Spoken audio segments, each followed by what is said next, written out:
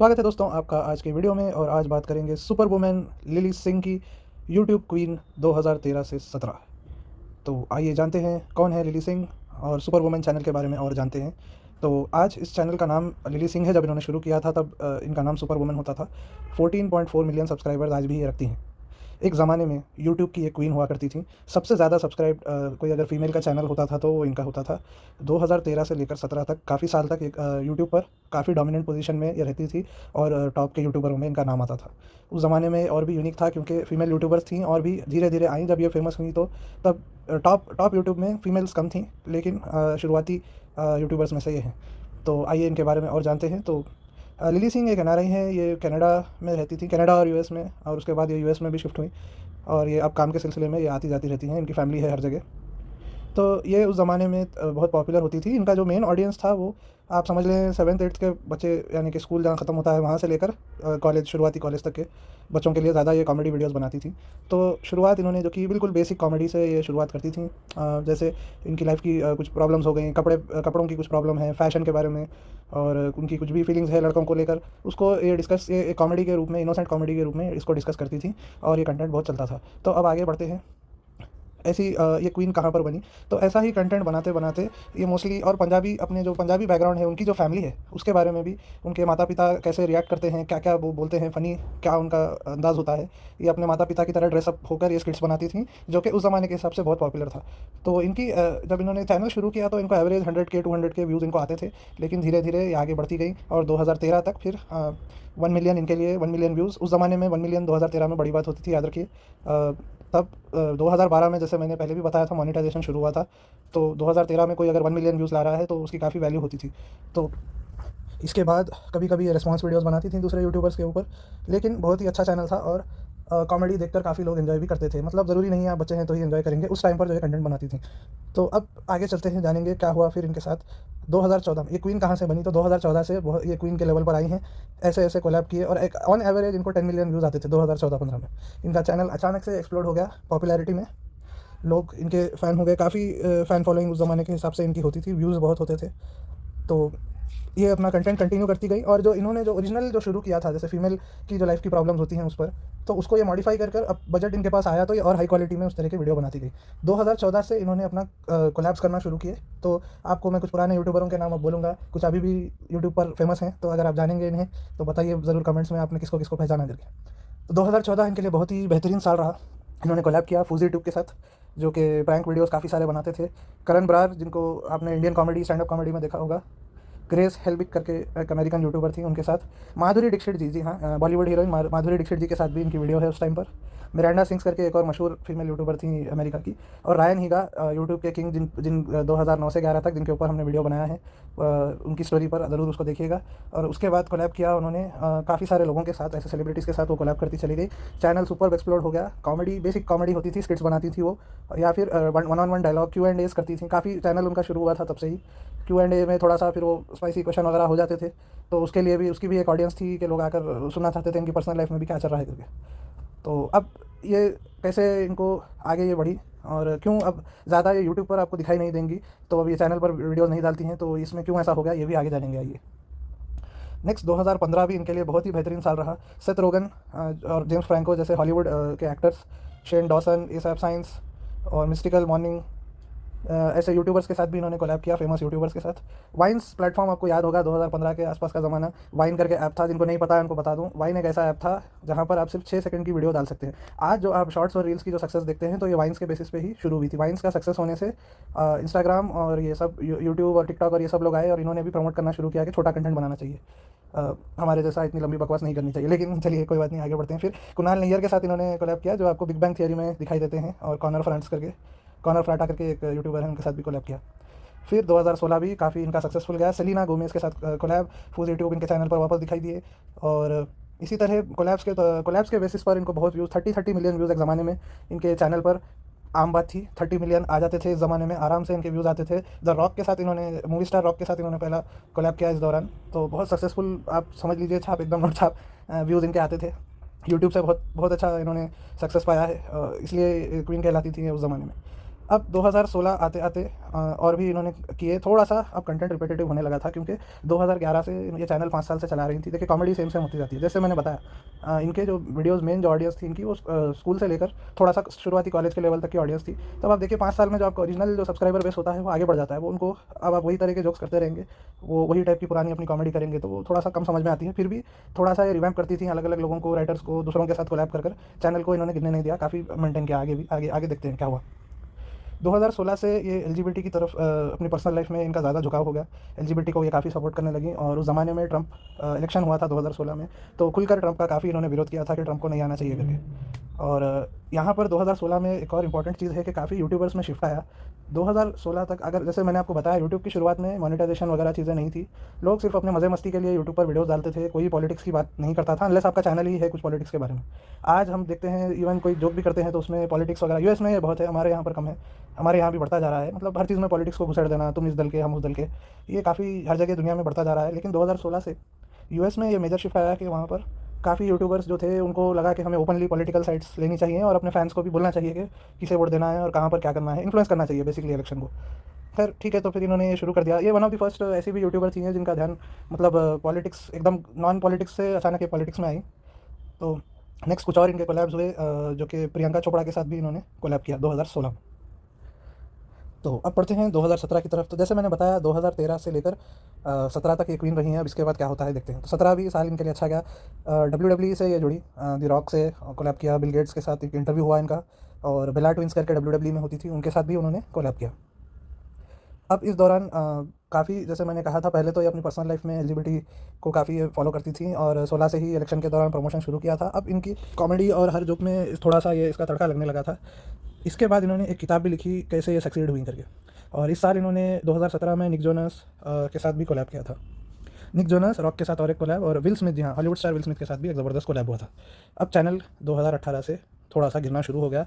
तो जैसे मैंने बताया था कंटेंट रिपीटेटिव हो जाता है। अब इनको एवरेज जैसे 10-10 मिलियन व्यूज़ आते थे और इनकी काफ़ी अगर कोई हिट वीडियो होती थी तो उस पर 30-40 मिलियन भी इनको व्यूज़ आ जाते थे उस ज़माने में। आप इमेजिन कीजिए आज ही कोई अगर मिलियन 10 मिलियन हिट कर ले तो बड़ी बात होती है। तो 2018 की बात है, 10 मिलियन से गिरकर एवरेज व्यूज़ 2.5 मिलियन हो गए। और उस साल इन्होंने जॉन सीना के साथ भी कोलैब किया था 2018 में। अब 2019 में इनको एक ऑफ़र आई कि ये अपनी खुद की शो, जैसे कपिल शर्मा शो होता है या आपका टॉक शो हो गया, जिमी फैलन शो, इस तरह का डेली शो, ये खुद का होस्ट करेंगे करके इनको ऑफ़र आया। तो इन्होंने अपना खुद का show little late with Lilly Singh करके इन्होंने शुरू किया। और 2019 में इन्होंने एक बड़ा फैसला लिया। ये सुपर वुमेन जो चैनल का नाम था, इन्होंने इसको हटा दिया और कहा कि लिली सिंह इस चैनल का नाम मैं रख रही हूँ, क्योंकि अब जो भी मेरा व्यक्तिगत है मैं उसी हिसाब से वीडियो बनाऊँगी, कंटेंट वही बनेगा। अब कोई मैं अलग कैरेक्टर की तरह इसको प्ले नहीं करूँगी। तो इन्होंने इस हिसाब से चेंज कर दिया। इनको लगा कि इनकी पर्सनल ब्रांडिंग के लिए भी इनको अपना खुद का नाम ही इस्तेमाल करना चाहिए। अब यहाँ पर इनमें बहुत बड़ा बदलाव आया। देखिए, अगर जैसे मैं आपको इनका ग्राफ बता रहा हूँ तो आप 1-2 साल से आप देख रहे होंगे 2014 से ये कोलैप्स कर रही थी। लेकिन अब जैसे-जैसे इंसान बड़े लोगों में उठता बैठता है तो अब उसमें एक आ जाता है कि उसको लगता है कि हम में भी बहुत टैलेंट है करके। देखिए, लोग इनको एज़ अ इन्फ्लुएंसर शुरुआत में जैसे इनको बुलाते थे कि ये इन्फ्लुएंसर है तो हम भी कुछ अपना प्रमोट कर लेंगे।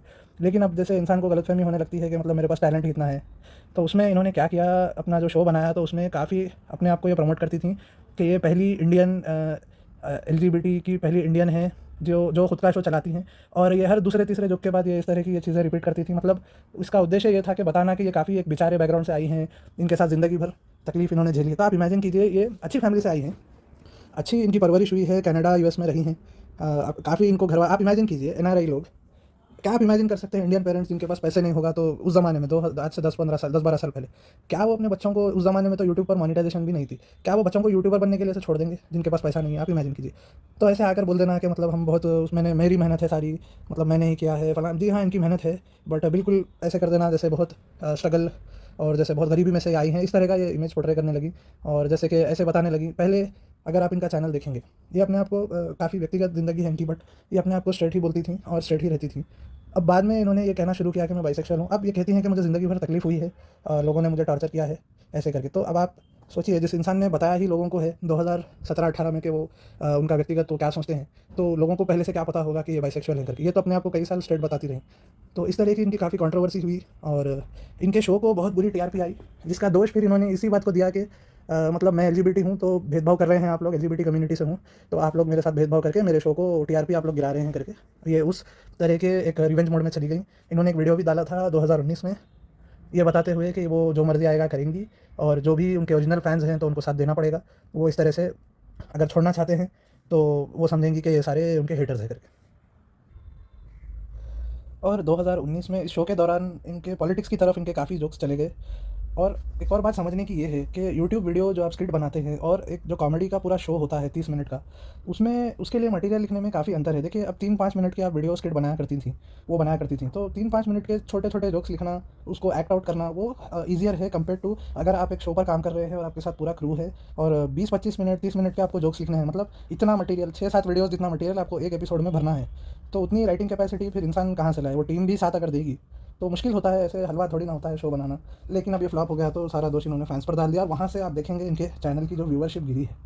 और कई लोगों ने इनको अनसब्सक्राइब भी किया है। मुझे एग्जैक्ट याद नहीं है कि पीक, जब इनकी पीक थी तो इनके कितने सब्सक्राइबर थे। उस इंसिडेंट्स के बाद कई लोगों ने इनको अनसब्सक्राइब किया है जेनुइनली। और एक ज़माने में नॉर्मल सी वीडियो पर 10 मिलियन 15 मिलियन लाने वाली चैनल पर इनको अब 1 मिलियन जैसे व्यूज़ आने लगे, 1 मिलियन 2 मिलियन जैसे व्यूज़ आने लगे। बिल्कुल आप इमेजिन कीजिए व्यू काउंट कितना गिर गया। जिन्होंने अनसब्सक्राइब नहीं भी किया तो आप समझ ही गए होंगे कितने लोगों ने इनको देखना छोड़ दिया। फिर आया कोविड, 2020 की बात करते हैं।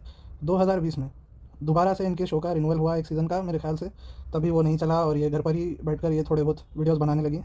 वो भी ज़्यादा फिर नहीं चले। उसमें भी फिर यही ऑडियंस को ब्लेम किया इन्होंने कि मतलब आप लोग मुझसे बदला ले रहे हैं, ऐसे कर रहे हैं, वैसे कर रहे हैं। बहरहाल उसके बाद इनका ध्यान गया कि इनको प्रोडक्शन की तरफ और अपने शोज़ बनाने की तरफ जाना चाहिए करके।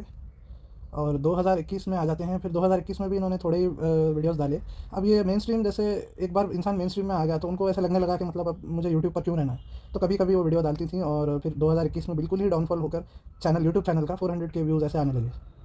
2022 में आते हैं, फिर इन्होंने कहा कि मैं अब एक एनजीओ खोल रही हूँ। यूनिकॉर्न करके इनका एनजीओ है, जो कि वुमेन्स राइट्स के लिए है। उनको कहीं ट्रैफिकिंग से रेस्क्यू होता है तो वहाँ पर कुछ करने के लिए, दान वगैरह करने के लिए इन्होंने एनजीओ बना लिया है अपना।